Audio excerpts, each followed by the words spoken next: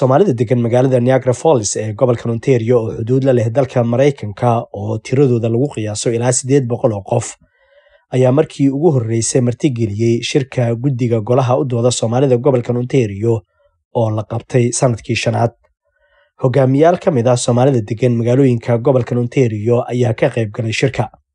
Qabanqaabiyaasha ayaa iga warramay ujeedka shirka sanadlaha ah ee Soomaalida Ontario. وفود هذا مشان تبد waxay ka socdaan Windsor, London, Ontario, Niagara Falls, Kitchener, Hamilton, Ottawa iyo Toronto.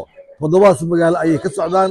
Waxaa laga hadlaa oo laga munaaqashoodaa dhibaatooyinka bulshadeena Soomaalida haysata iyo sidii aan u xalin lahayn dhibaatooyinkan haysta iyo saan u tusi lahayn awoodeena siyaasadeed axsaabta wadankan xukunta ama ha noqdo NDP ama Liberal ha noqdo ama mataqaana Conservative ha noqdo inaan tusno influence-ga aan ku leenahay dalkan aan ku leenahay waxaan heli karnaa muxuu ahay axsaabta waxaan heli karnaa dad city-ga noo gala dad noo gala gobolka noo gala xildhibaan noo noqda federal dad noo gala arrintaas danaheena iyo problemada dhibaatooyinkan haystaan u xalin lahayn iyo danaheena saan uga fikir lahayn oo aan kuraas ugu yeelan lahayn miiska lagu hadlayo.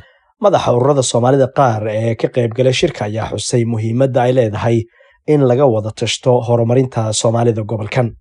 maanta shirarka badankood waxaa looga hadla waxyaalo badan oo ku saabsan dhibaatooyinka iyo caqabadaha ummadda Soomaalida hortaagan waxyaalaha oo la highlight garay ugu weynaan waxay arrin hadda naga sii dhamaanayso oo ah dhibaatooyinka dhalinyarada violence dhexdooda ah iyo arrimahaas waxyaalaha hadda aragno inaan focus ka saarno waa horumarka sida looga shaqeyn lahaa shaqooyin loogu abuuri lahaa si waxbarashada kor loogu soo qaadi lahaa si mataqaanaa dadka jeebkooda dhaqaale badan u geli lahaa saas kugu diyaarin lahayn change-gan ka dhacaya adduunka oo dhan waxyaalahan ka dhacaya adduunka oo dhan mataqaanaa inaan maanta is abaabulno isku diyaarino.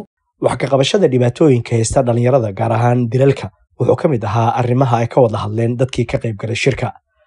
Qaar ka mid ah hooyooyin carruur looga dilay dalkan oo haddana ka shaqeeya sidii loo joojin lahaa dilalka dhalinyarada ayaa qaba in hoos u dhac uu ku yimid dilalka kadib markii la sameeyay wacyigelin badan.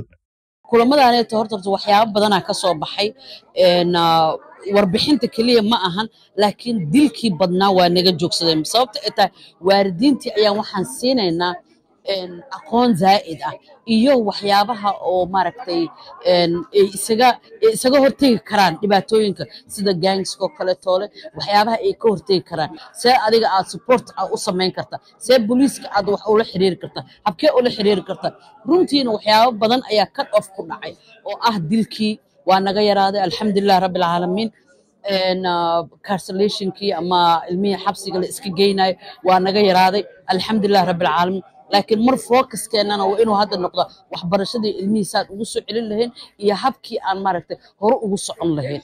Madaxa ururka Walkers Action Center oo ah urur taageera bulshooyinka laga tira badan yahay oo Soomaalida ay ku jirto oo ka qayb gashay shirka ayaa xustay inay muhiimadu tahay in Soomaalida dhexdeeda ay ka tashtaan dhibaatooyinka haysta isla markaana ay xal u helaan.